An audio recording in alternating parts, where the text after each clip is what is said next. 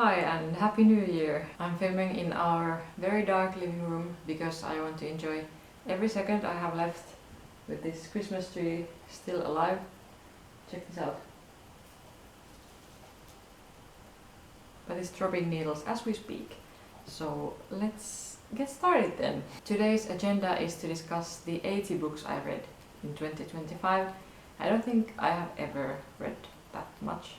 I'm going to be first answering Destiny's end of the year book tag questions and then going through my reads from the second half of the year.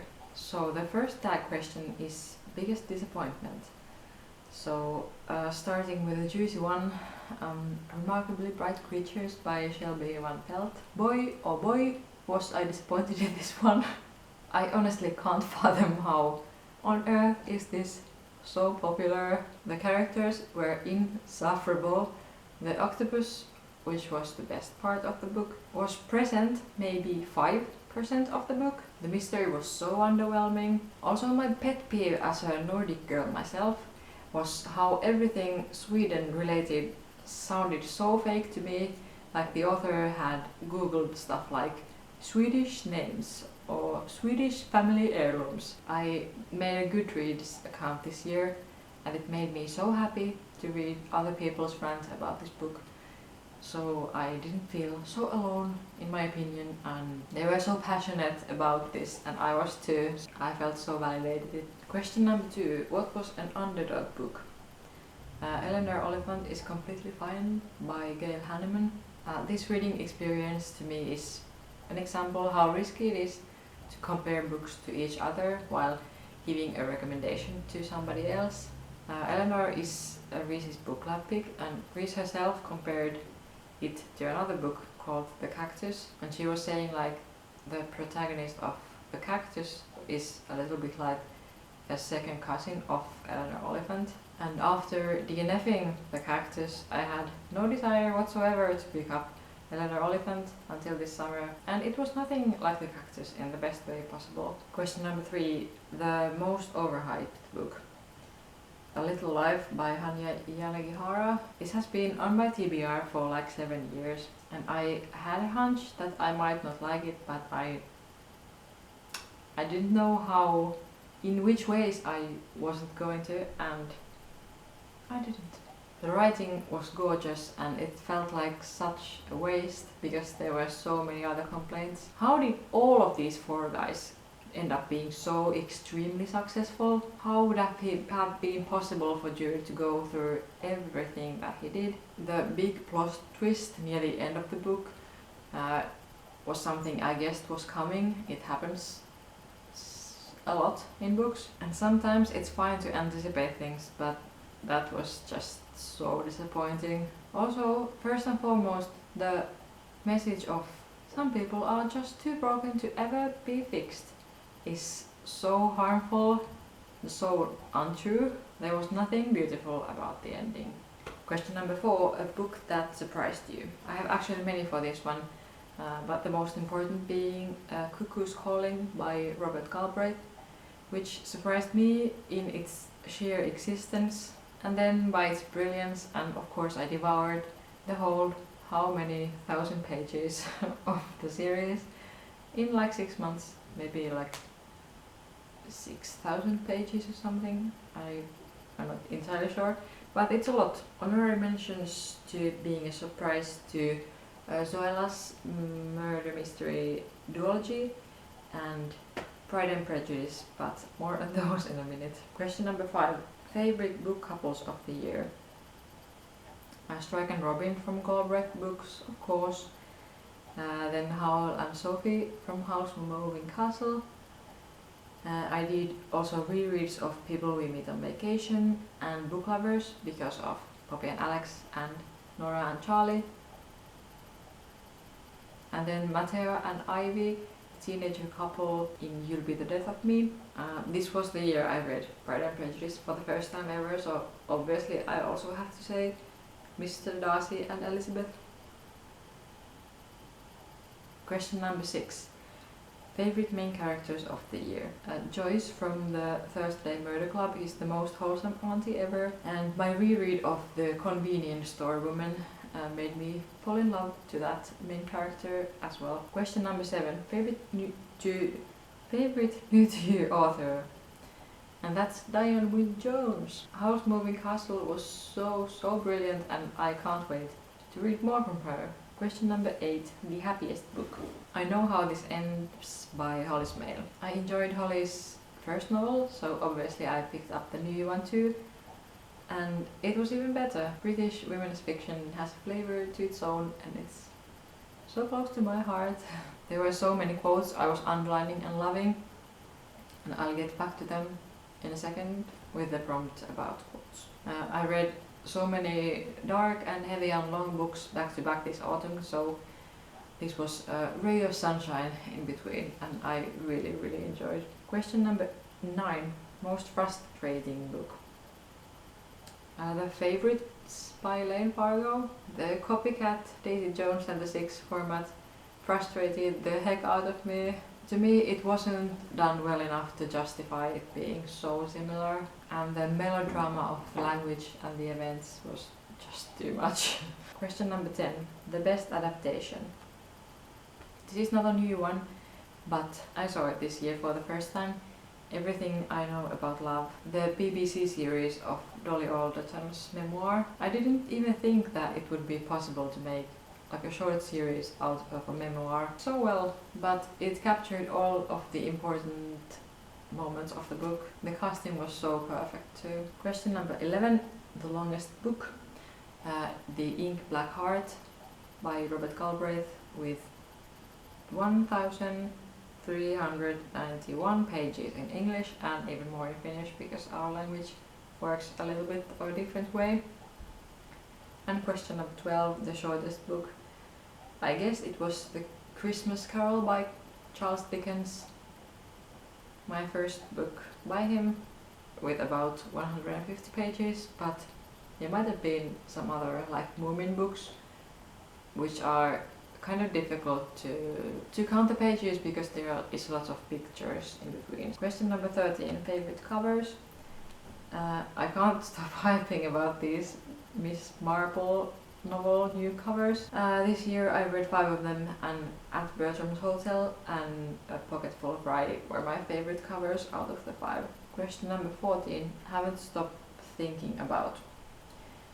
This is kind of an unfair question because some of these books have almost a year in between, and of course I remember better the books I just read than what I read in January, but that's the grain of salt, and I'm gonna say Pride and Prejudice by Jane Austen. I know I shouldn't have been surprised about how good it was, but I still was a little. There was so much humor and the characters were so brilliant, and I think I was laughing out loud when I read it.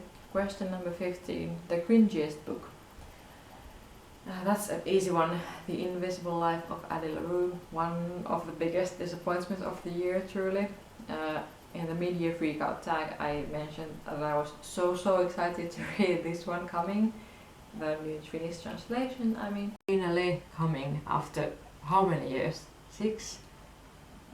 I don't even know. It's been too long that I'm just I'm so excited to read that one. I ended up cringing my way through. I thought it was so poor and repetitive. The writing, the plot, the characters. It felt like the exact cringe fest I wrote myself when I was in secondary school, and I don't mean that as a compliment. First and last book I will read from this author, unfortunately. It was so bad to me. Question number 16. An unpopular book that you loved. The Reading Cure by Laura Freeman. The book could have been organized more clearly, but I loved the concept and of course the Britishness so much. Laura goes through how books helped her to heal from anorexia, and the book is not that well known, but it's such a gem. Question number 17. Lowest and highest on Goodreads. Actually both go to Rowling, which is funny. The Casual Vacancy and The Running Grave. I totally disagree with Casual Vacancy. I have read dozens and dozens of books that are worse than that one. Although I know it's depressing, so maybe people don't like it that much, but it's harsh to give it low rating because it's so well done still. And Running Grave is one of the top 3 strikes books for me too, so agree there. Then question number 18, favorite quotes. I read a lot in Finnish, so of course I can't really share those because they probably don't make any sense to you, but I'll share a couple from English books I read. First from Begborough or Steel by Sarah Adams. My life growing up, it was painful a lot, and I quickly learned that saying what I truly thought or felt could get turned on me in an instant. Honesty, vulnerability, those things were what I got rid of first. I think that's something many of us can relate to. Then I have quotes from Great Big Beautiful Life, but I made a different video of those, so go back and watch that if you're interested in that. Then from Slow Dance by Rainbow Rowell. It won't be easy with anyone. It may as well be not easy with someone you love. Good encouragement there. And then from Atmosphere by Taylor Jenkins Reid. Just the act of falling in love was to agree to a broken heart. And then I know how this ends with Chivalry mentioned. I really recommend that book. But this was the first one that I underlined. He assesses me quietly for a few seconds while he thinks about it. It's an incredibly rare quality, the ability to sort through your own thoughts before you answer. We're also so trained to believe that an immediate response shows intelligence when actually there's more weight to a pause. A beautiful kind of gravity that keeps everything pinned down while we spin. Her language reminded me a lot of Emily Henry, and that's a big compliment right there. And lastly, from my reread of Daisy Jones. You know, I've thought about this for a long time, decades, and here is what it comes down to. Here is why I did what I did. It didn't seem right to me that his weakest self got to decide how my life was going to turn out, what my family was going to look like. I got to decide that.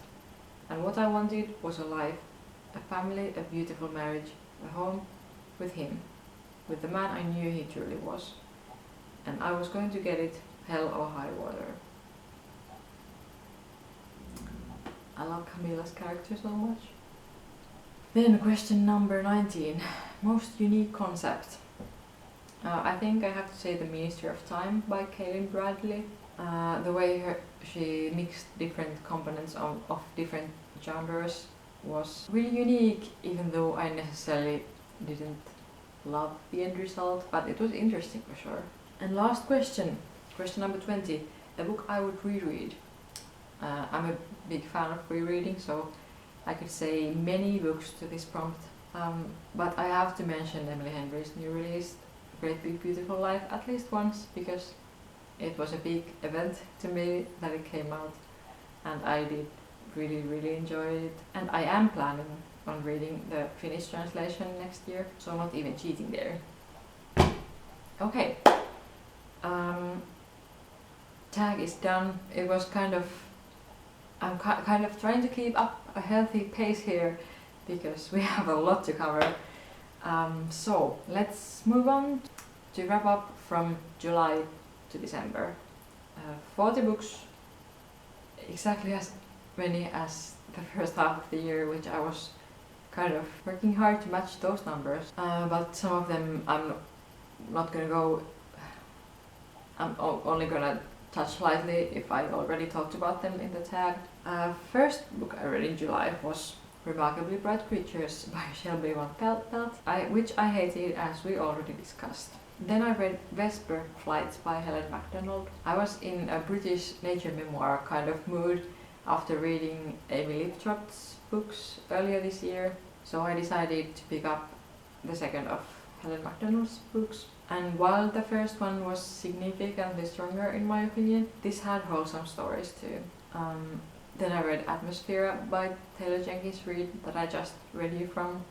This was so anticipated and I wasn't let down, but then again thinking about the book now, I don't know if it made me attached to it that much. I guess there wasn't a lot going on after all, except for the big space mission, and it hasn't been like the other TJR novels that I think about the story once in a while, or like the newer ones. The romance novels are kind of mediocre, which is so encouraging to me that she can just develop her writing so much during the years.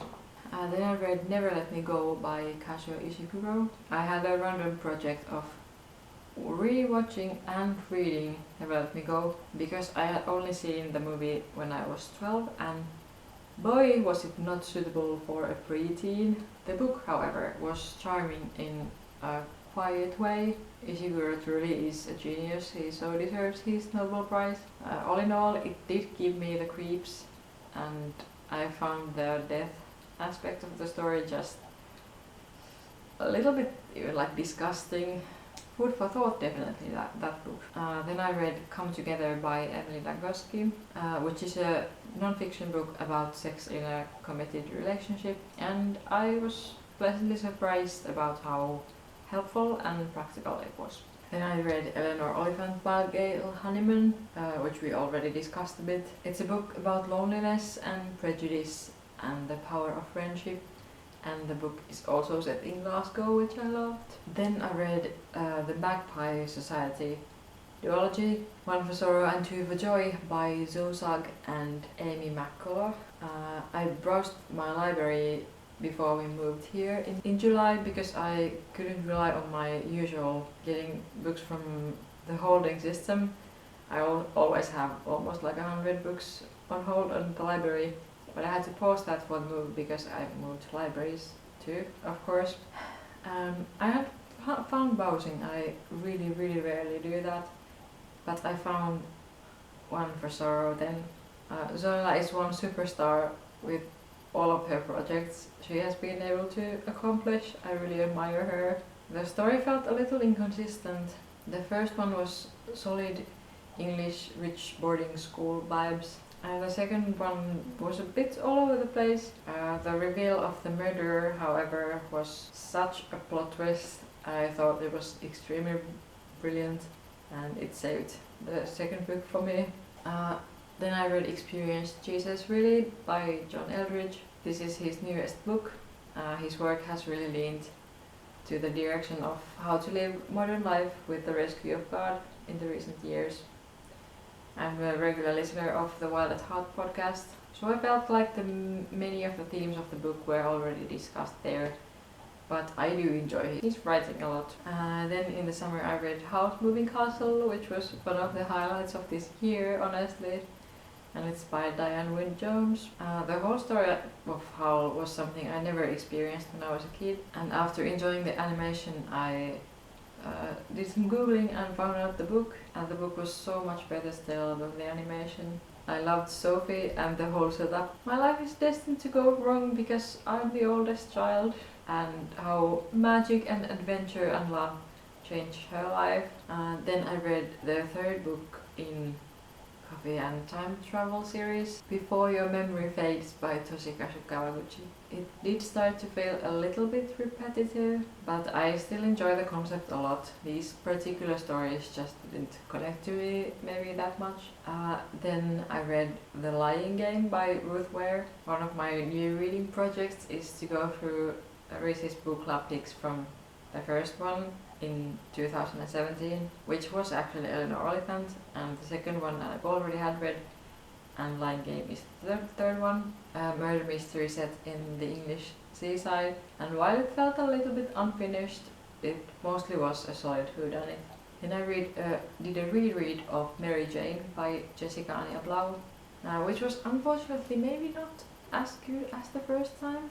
It felt a little bit maybe too slow when I already knew what was going to happen. Nevertheless, I do find the book unique and fun, and the story of this young summer nanny manages to talk about a lot of things in an understated way. Then getting to the end of the summer, I read The Night We Lost Him by Laura Dave. which I actually thought was going to be the sequel to The Last Thing He Told Me, and I was so confused because the covers looks really similar. But then I found out actually like yesterday that the sequel is coming next year, and I'm so excited for that. Never mind, two different stories. This was a family drama meets a murder mystery, and I probably wouldn't have liked it if it wasn't for Laura Dave's writing, which is excellent. Then Deep Cuts by Holly Britley. I'm always intrigued when a Finnish translation comes out the same year the original is published, because that's often quite rare. That means that the publisher has really pushed through to get this particular book out in Finnish. So this was one of those situations, and I thought the book was pretty good. The on-off relationship of the couple felt really annoying, but it was a believable portrait of student and musician life in the early 2000s. Then there's Reading Cure by Laura Freeman. Sweet read, as we already discussed.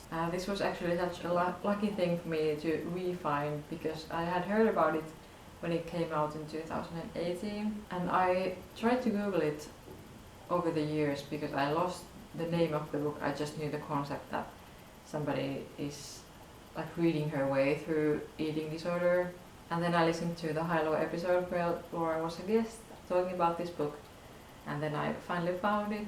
Also, the vocabulary of the book was so complex that I 100% would have been able to read it as a teenager, so this was better. Then I did a reread of Book Lovers by Emily Henry, as I already said. I found the book at the thrift store, and I couldn't resist buying it because it's my favorite out of her romance novels. And it was good to balance these quite serious books of the autumn. The chemistry between Nora and Charlie is so beautifully done to me. Then the last book before, which I read before my big trip to the UK, which is kind of in my mind how this autumn which has kind of divided this autumn. It was The Bell Jar by Sylvia Plath. I had a hold to this one to the library for I think like 2.5 years. It has become crazy popular from TikTok, I guess. When I got my hands on it, I was determined to read it right away because I wasn't gonna just let it sit and then to have to get back to the library without reading it and waiting another 2.5 years. This is a story of mental illness with dark humor, and while I thought it was written well, I feel like I didn't gain a whole lot by reading it, other than it's a classic, so now I know what it's about. Then my London reads, At Bertram Hotel by Agatha Christie. I loved reading about Miss Marple's London visit while I was in London, walking on the same streets. This is called the best Miss Marple novel, and I can totally see why. It wasn't that complex than some of the other ones tend to be, and the vibes were immaculate. Then The Casual Vacancy by J.K. Rowling. I think I have now read her entire backlog. Everything she's written during the last 18 months or a year. Anyway, a short amount of time, a lot of pages. A little story time about my trip, because I'm still so thankful about that. I got a lot more reading done in London than I was anticipating to, and I only had a tiny backpack because I wasn't paying for luggage other than the carry-on bag. Luckily my accommodation had some books, and one morning I took a bus from Canada Water, which is in the southern part of London, south of Thames, to Hampstead Heath, to the up north to the brilliant parks, and it took like 1 hour and 45 minutes. It was the bus line number 1, and I had so much fun riding it, but it was a long ride. So being in the UK, I had a couple of options what to borrow from the accommodation, but I chose Casual Vacancy because I thought it was about time to pick it up. I think it was the 3rd time that I started it, but to give it an actual proper go, I never before could commit to keeping tabs on all of the characters, and I guess the language felt a little shocking coming straight out of the Potters. But this year I obviously read all of the Strike murder mysteries, so I knew how to handle the dark humor and the cast of characters. It wasn't fun to read, but it felt very true still, and I thought the end message of parental love was really moving, especially after everything they go through in that book. Then I read The Thursday Murder Club by Richard Osman. Okay, still talking about my lovely trip, because I happened to visit the Piccadilly Waterstones on the day the newest Thursday Murder Club book got released, and they had this lovely display of the brand new shiny books, and there was this mailbox figure and like a knitted cake and knitted knives or something, and it was so fun. And that's when I decided that when I came home, it was finally time to firstly finish off the Casual Vacancy and then start the Thursday Murder Club series. The first book was messier than I thought. It felt very much like a debut novel, which I assume it was, but still there was so much potential, and therefore main characters were amazing that I knew in my gut that I have to give the second book a chance to, that it might get so much better so fast. Then, as already ranted, I read Little Life by Hanya Yanagihara. Also for the record, I made a deal with myself that I was going to skip everything graphic, and that was the only way that I was able to read this book, and that's the only way I recommend to anybody to reading it, because I skimmed through those bits and then read some reviews, so I know the basic things that happened to Jude, and I don't think anybody needs those kinds of visual images in their head. And then right after, I think I read The Invisible Life of Addie LaRue by V. Schwab, which I hated, as I already said, and I have to admit that reading these two, I had kind of like a hate reading mindset, and it was fun to cringe at them, to be honest. I don't know if that's fair, but that's what happened, and it wasn't at least time wasted after all. Then I read I Know How This Ends by Holly Smale, which I discussed already, and I really like the time travel elements in her novels. It's a difficult thing to do, at least in a short-ish novel, but I think she does it well, and does it without it being such a big, huge deal. It's just, well, this just now happened, and let's deal with it.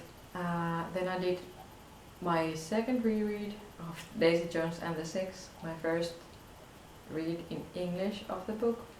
I have read it in Finnish, then I listened to the audiobook in Finnish, and now I've read the original in its original form, so I guess all I have left is listening to the English version, which might be interesting. This was at our Tallinn Airbnb to borrow.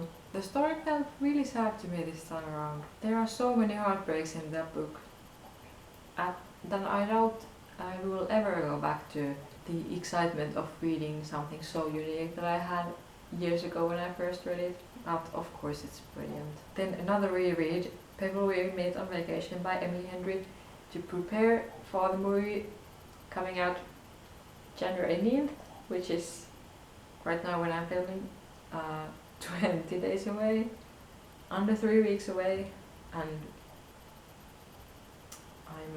I'm so nervous that I'm gonna be let down. That's the one emotion battling with the big excitement. This is my second favorite after Book Lovers of her novels. And this time around I felt like I understood Alex's character a lot more, and I'm doubting a little if Tom Blythe is gonna deliver what I would like him to. I don't know if he has this kind of goofy side that I feel it's so essential to Alex, but we'll see. We'll give him the benefit of the doubt until we actually see the movie. The ending of the book felt a little bit less well formed, and I'm not generally a fan of then and now timelines. but I forgive these easily. With this speaking to me so much. Then I read My Dark Vanessa by Kate Russell. I've been on a bit of like a depressing books kick lately, something I never anticipated. I'm currently unemployed, so I feel like I have that kind of mental capacity to read harder books, which I wouldn't probably have if I had a full-time job. My Dark Vanessa was the best of these dark books I've read this autumn. The writing was light even though the topic absolutely wasn't, and there was this beautiful empathy between the lines. It felt real and still hopeful. Then To the Lighthouse by Virginia Woolf. Publishers nowadays have to be super into Instagrammable covers, and I find it so funny that it actually motivates me to pick up classics and read them. This book reminded me so much of Moominpappa at the Sea by Tove Jansson, and I was really wondering whether Tove Jansson was doing a bit of retelling of this book with all of those family dynamics. I liked the middle part of To the Lighthouse the most. The discussion around time was beautiful. Then I did a reread of Hunger Games by Suzanne Collins because I thought that I was going to do a reread of the trilogy and then get to the newer releases. But I don't think I can do that. The story is just simply so horrible to read as an adult. Like when I was a teenager it felt romantic and really cool and exciting, but now all I can think of is what it would be like to have to endure that kind of violence in national TV. It's a great book, don't get me wrong, but just so terrifying. Then I read The Reappearance of Rachel Price by Holly Black. I've read a couple of books from her, and unfortunately lately everything has left a lot to be desired. This one was again a miss for me. It was too long, the main character was so annoying, and the mystery didn't feel believable. Then the book I was most excited about for the second half of the year, The Hallmark Man by Robert Galbraith. I've never had the experience of reading a rolling book fresh out of the printing machine before in my life, because I didn't read The Potters until I was like a teenager myself, and it felt like a significant reading experience in that way, and I enjoyed the heck out of myself. My reading experience was so immersive and it made me feel so much, and I loved it. And then The Love Haters by Catherine Center. Like with Holly Black, I've come to the conclusion a book I liked from this author was really an exception and not the rule, unfortunately. The romance wasn't a big part of the book, and the language started to feel really repetitive after reading many novels from her. She's coming out with a new release next year as well, and I honestly don't know if I'm even gonna give it a chance. And then randomly, after the beautiful covers motivated me, I read Hamlet by William Shakespeare. I've been really in love with these new Western literary fiction canonized classic books this one publisher in Finland has come out with, and it's been a win-win. I have never read these classics, so I might as well do it now. So well done, marketing team, I'm eating it up. Hamlet was way more funny than I was expecting it to be, and it was very rewarding to read all these famous lines and also realizing the references to the new Taylor Swift album cover. Then I read The Party by Elizabeth Day, another high-low podcast recommendation. I was excited to learn it had been translated already many years ago, but the book lacked cohesion and maybe felt a little pointless, repetitive to other novels. Then, as already discussed, Pride and Prejudice by Jane Austen. I had such a good time. I was smiling my way through. Then really recent reads. A Christmas Carol by Charles Dickens. I've started this project of reading loads of British literature to keep me from missing the UK way too much.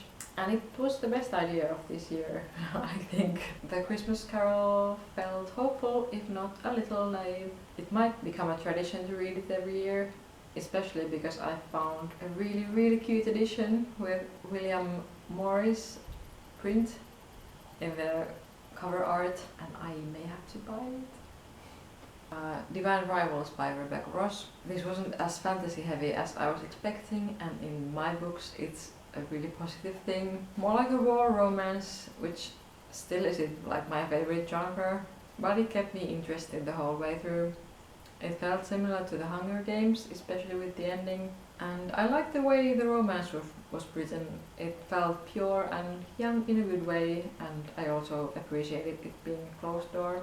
Then Cook, Eat, Repeat by Nigel Lawson. This is technically a cookbook, yes, but it's kind of also like a food essay collection, and I did read through all of those, so I'm totally counting this. I love Nigela's way to use language to describe food.